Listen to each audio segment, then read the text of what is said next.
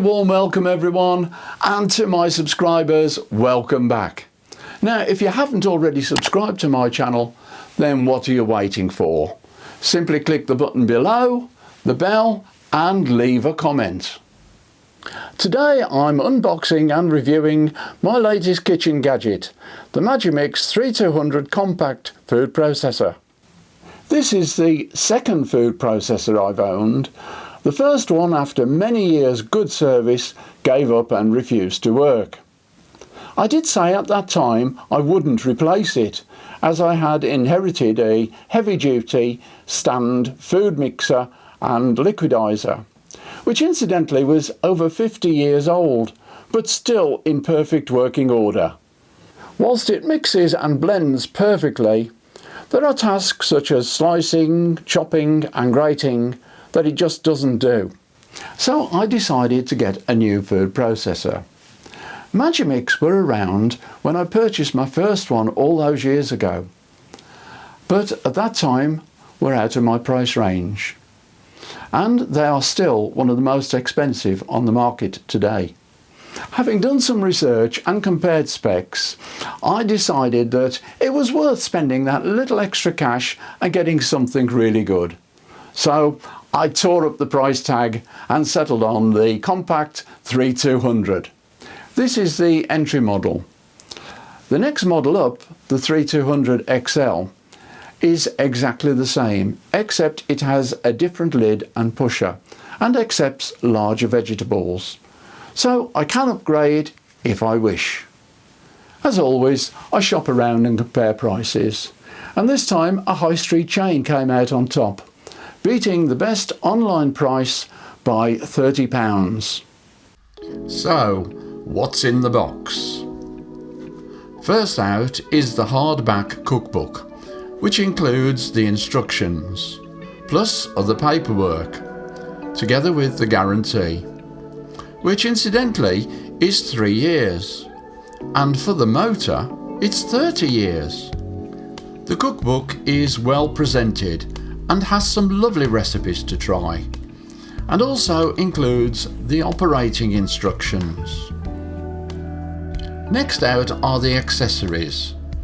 It's nice to have everything kept together in a plastic storage box which has a see-through lid. Next, the processor lid and the blender mix ring. Last but not least, the beastly heavy base unit. The labels in the accessory box warned of very sharp blades and a risk of injury if care is not taken. In the box there are various tools and gubbins, including 2 grating stroke slicing discs, 2mm and 4mm.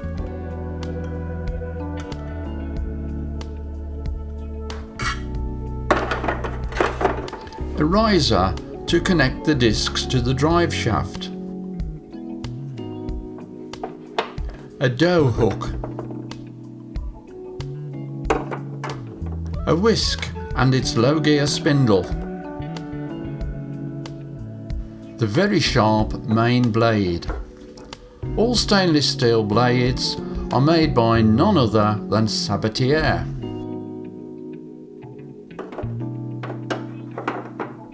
Finally, a very useful spatula.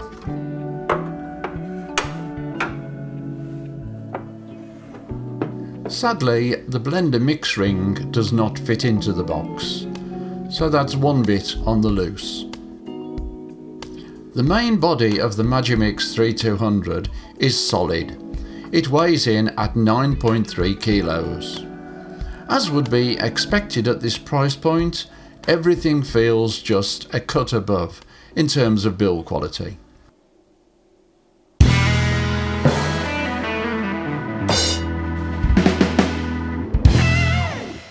This is one of the quietest food processors on the market, and that's all down to the type of motor used.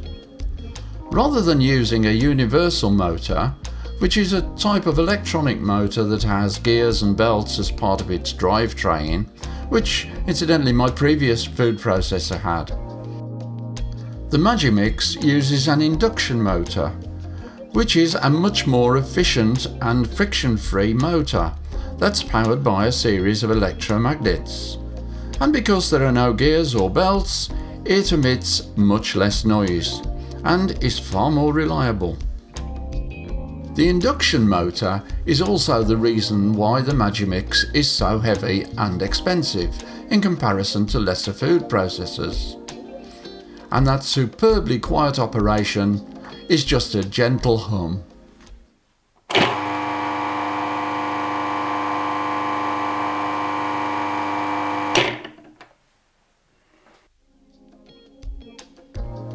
On top of the motor unit sit the 3 bowls, the main one, a MIDI and a mini bowl, which is very useful when processing small quantities.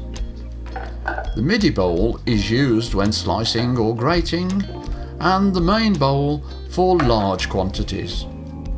The bowl's lid and pusher are all made of a type of plastic called tritan, which is eminently more robust and flexible than normal plastic, and is also free of nasty chemicals. The bowls are noticeably heavier than the one on my previous machine. However, one disappointment here is they're not particularly dishwasher friendly. Magimix recommend if they are washed in a dishwasher, it should be on a 40-degree cycle, and to avoid a drying cycle. So for me, it's wash by hand. A safety feature found on all food processors is the main bowl must be in the correct position and the lid snapped closed before the machine will operate.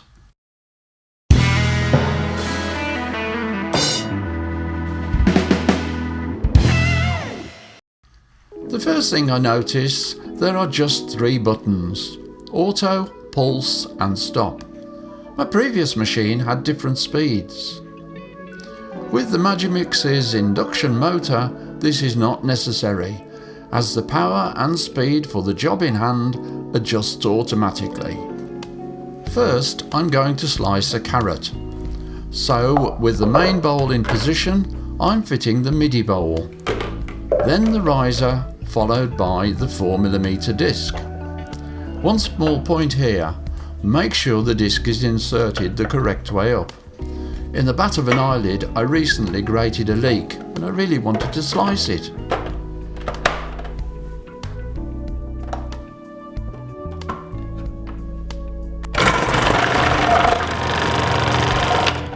As you can see, it takes just seconds.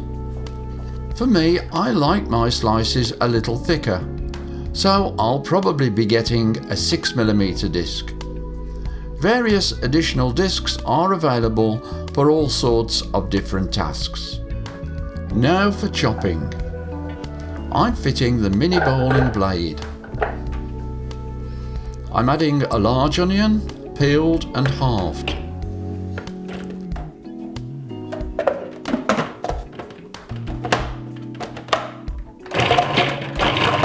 Just a few short bursts on the pulse button and voila! I've never seen anything chop so quickly and so finely. I almost can't believe it. To say I'm impressed is an understatement.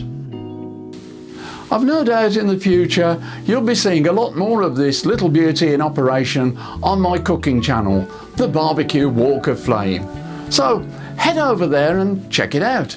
And now for a recipe from that lovely book that came with the machine. Homemade mayo. If you've never had homemade mayonnaise before, then I'll tell you, there is no comparison.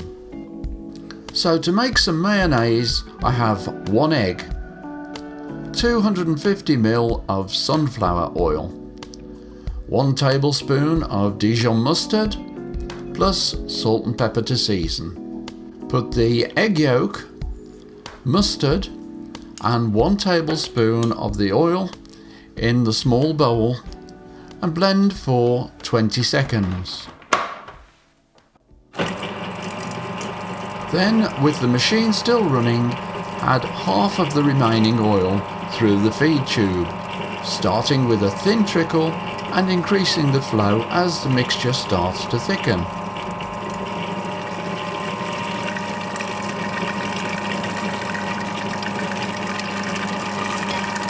Stop to add the seasoning of salt and pepper.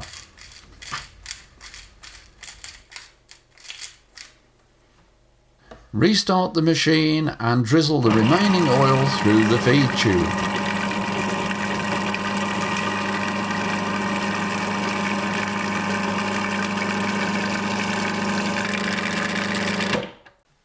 There it is, delicious homemade mayonnaise. So simple, so quick, and tastes like no other.